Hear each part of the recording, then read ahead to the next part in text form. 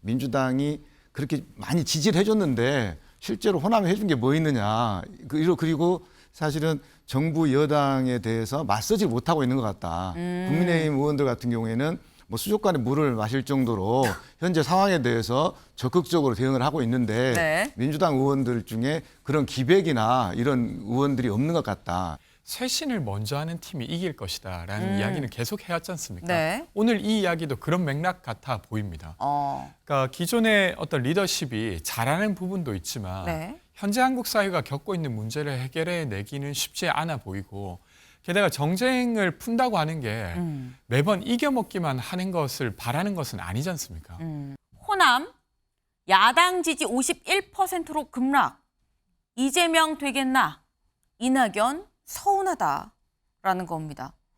네, 지금 이제 최근에 나온 여론조사 호남 지지율을 좀 봤는데 한국갤럽 여론조사를 좀 같이 볼까요? 보면 이렇습니다.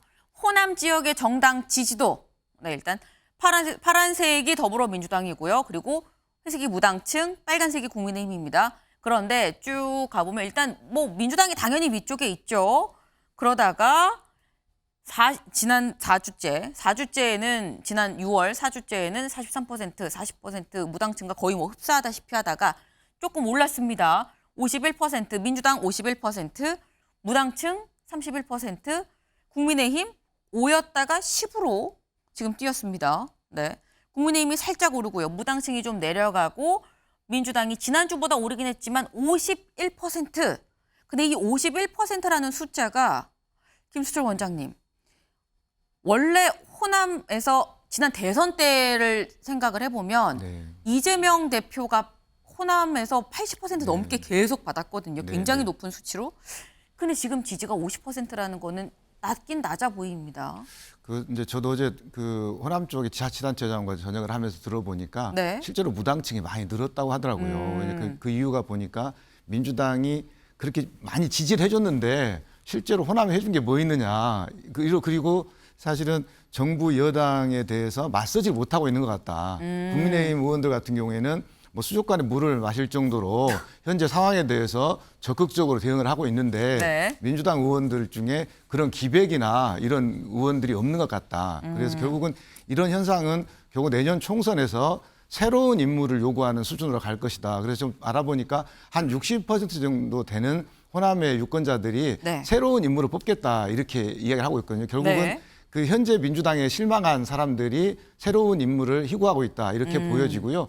실제로는 이낙연 대표에 대해서도 대선 때 조금 더 지고 나서라도 민주당을 좀 껴안는 모습, 민주당에 좀 기여하는 모습을 보여줘야 되는데 곧바로 외유에 공부하러 간다고 해가지고 네. 결국 민주당에 대해서도 조금 그 기여를 못했다 이런 부분에 대해서 서운하다고 이렇게 이야기하고 있는 것 같고요.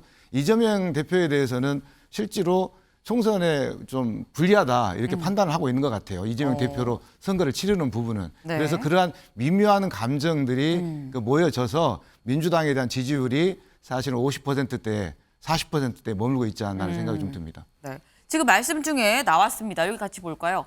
광주에서 물어봤더니 총선 때 새 인물을 찍을 거다라는 얘기가 60%였습니다. 네. 그래서 이재명이 신뢰 떨어져 새 판짜야. 이낙연에도 냉소적, 당 도와야 되지 않느냐라고 얘기를 하는 거고 하지만 그렇다고 금태섭 양향자 신당엔 믿음이 안 간다라는 얘기가 있고요. 네. 근데 지금 이런 게 호남의 지금 현재 분위기다. 마음 둘 곳이 없다라는 걸로 좀 볼 수 있을 것 같은데 총선 때 새 인물 찍을 것이라는 얘기가 60%라는 건데 이 얘기는 권지웅 위원님. 네. 지금 이재명 대표도 아니고 이낙연 전 대표도 아니고 다 싫고 그러면 민주당의 어떤 이른바 간판 대표격을 누군가 대체제가 있을까요? 새 인물이? 그게 잘 물론 안 여기 보이니까. 여론조사는 뭐 총선 네. 얘기긴 합니다만. 네. 네. 그러니까 딱 지금 뭔가 한 인물, 그 인물이 다 이것을 다 바꿔주길 바라고 그걸 할 수 있을 것 같은 인물 한 명을 찾기는 좀 쉽지 않은 것 같습니다. 근데 최근에 저희가 이제 뉴스거리로 다른 것 중에 쇄신을 먼저 하는 팀이 이길 것이다라는 이야기는 계속 해왔지 않습니까? 네. 오늘 이 이야기도 그런 맥락 같아 보입니다. 그러니까 기존의 어떤 리더십이 잘하는 부분도 있지만 네. 현재 한국 사회가 겪고 있는 문제를 해결해 내기는 쉽지 않아 보이고 게다가 정쟁을 푼다고 하는 게 매번 이겨먹기만 하는 것을 바라는 것은 아니지 않습니까? 뭔가 통합해내는 어떤 리더십이 만들어지길 바라는데 지금 민주당에 어떤 인물이 서도 사실 국민의힘과 싸워내기만 하지 사실 국민의힘의 어떤 것들은 공통점으로 이끌어내고 어떤 것들은 싸우고 이걸 갈래탈 만한 리더십이 잘 보이지 않는 것이죠. 그러니까 그런 것들에 대한 우려가 지금 네. 요 인터뷰에서 나온 게 아닌가 싶고요.